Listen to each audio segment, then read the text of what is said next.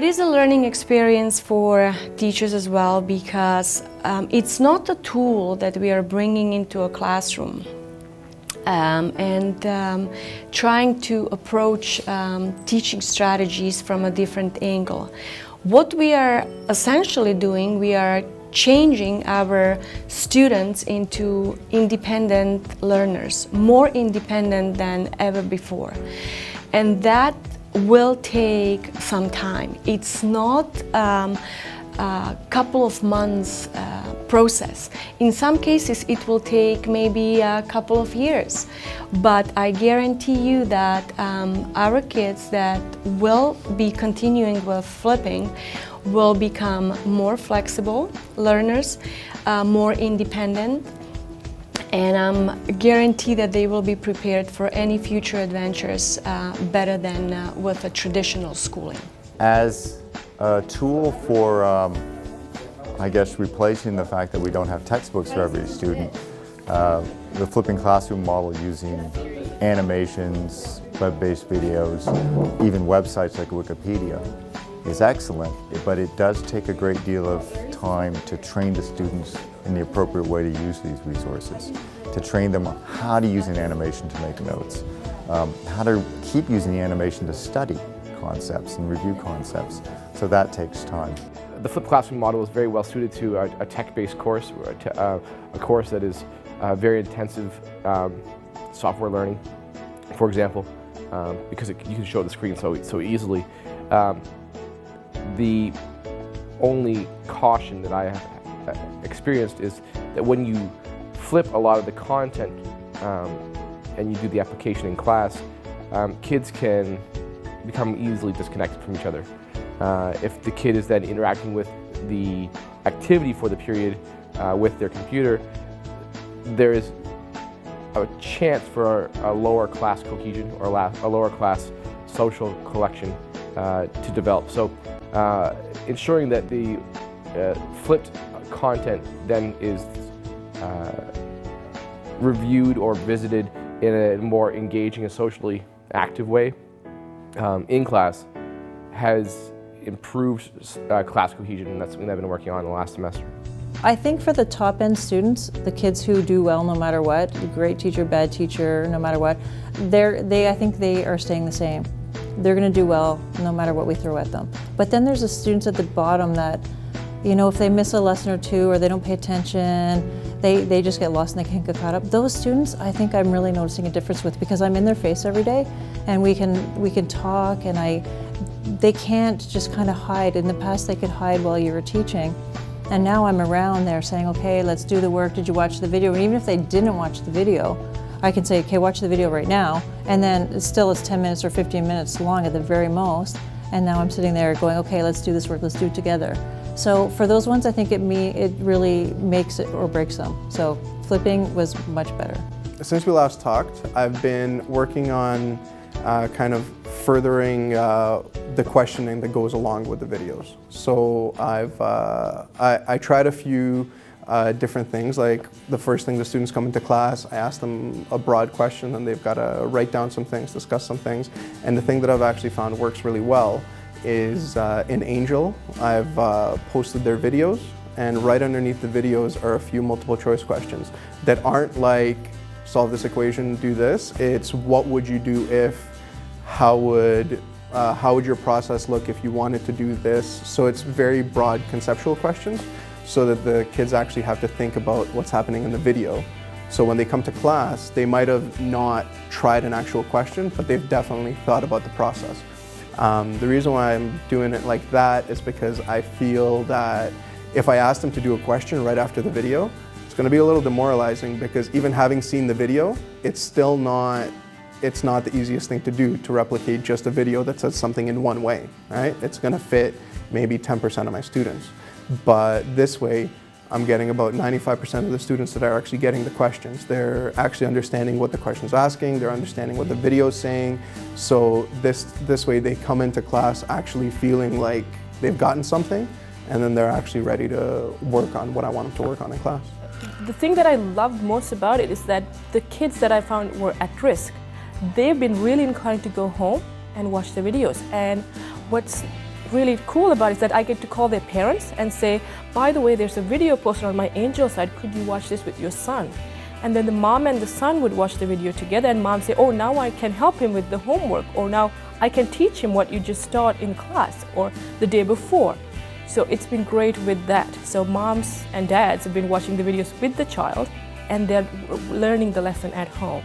This semester, what I have done in order to overcome this challenge, I took the time. At the beginning of the semester, I took a lot of time to take notes with the students. Based on the videos, we had the video up, together we took notes, we summarized the notes, we went over important parts, we went over the questions they might have and that they would need to bring the next day to class. So lots of things, lots of teaching of the method and understanding of the method at the beginning of the semester. What I found with flipping the classroom is it allowed me to really challenge students on to spend the time challenging students on their level of understanding, and to have the time in the classroom to sit with students who were struggling and really work out where it was that they were falling down academically, and then turn it around, especially during the political action that was going on. We didn't have time for after-school tutorials, for instance.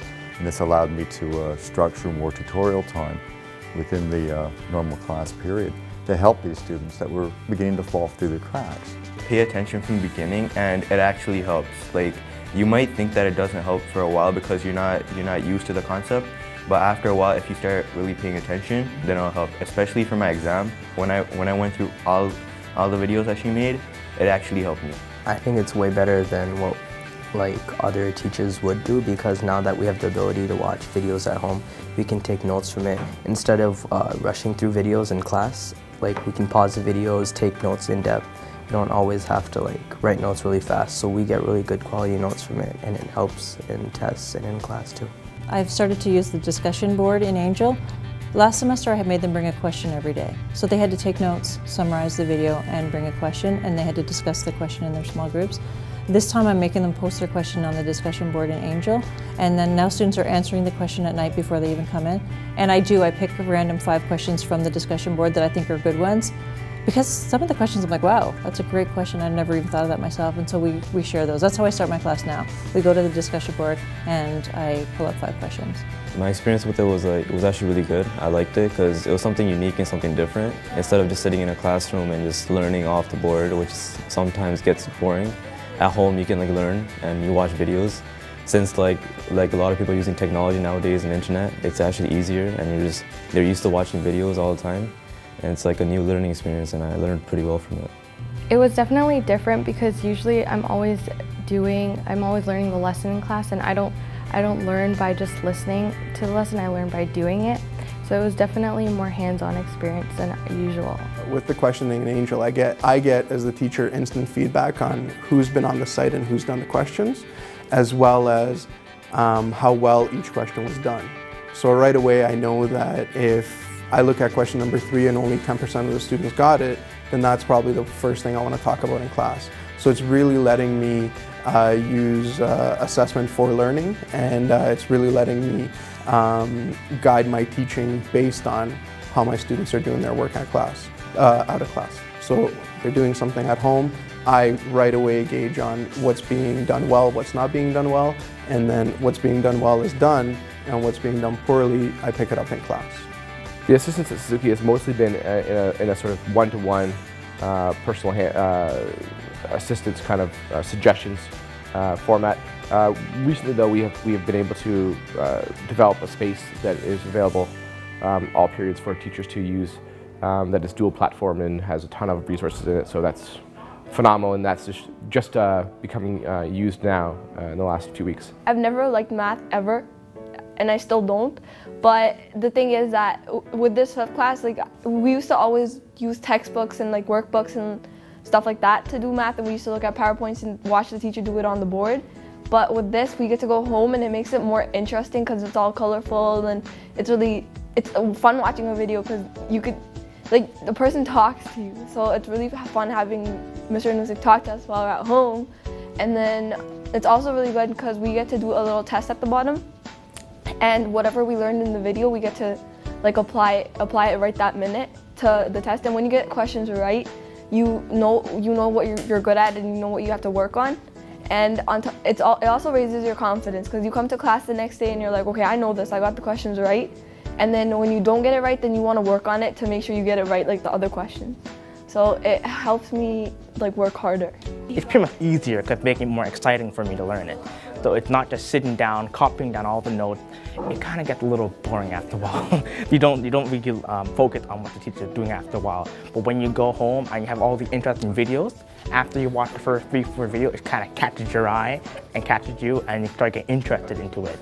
I know many people now who were not really into science before, but now they start getting more pulled into it. I think the best is talk to the people who actually have done it before. So I spoke to 2 people who've been really, really encouraging and told me the experience. So I managed to find out through them where to find all the resources, and then I went to and talked with my mentor this year, and we actually figured out what strategies we need to do to get the kids on board, get the parents on board, and then getting them to do the work in class. So that getting everybody involved and getting that help before we started, because I was very nervous starting out, but the people, Diane, Steve, they've been really kind in telling me where to go, who to contact, so that took a lot of weight off my shoulders.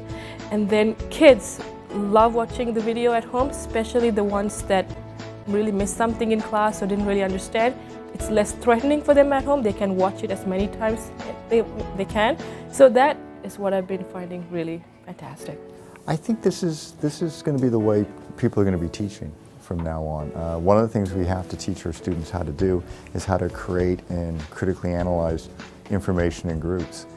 And unless you can actually put them into groups in a meaningful way and get them onto tasks that allow you to evaluate their ability to critically analyze and share information with each other, you'll never move them forward in those skills.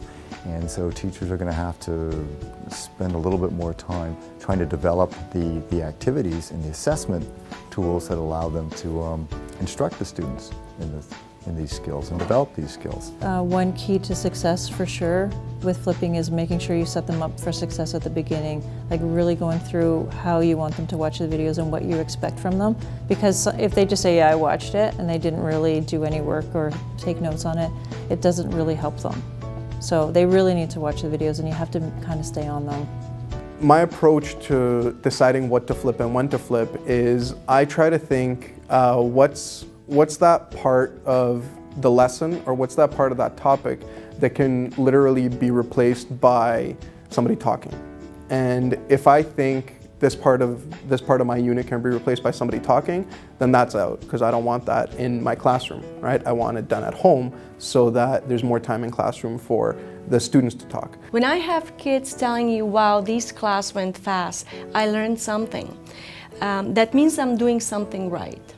Engagement, interest, focus, all these things improved. So I will continue with that for sure.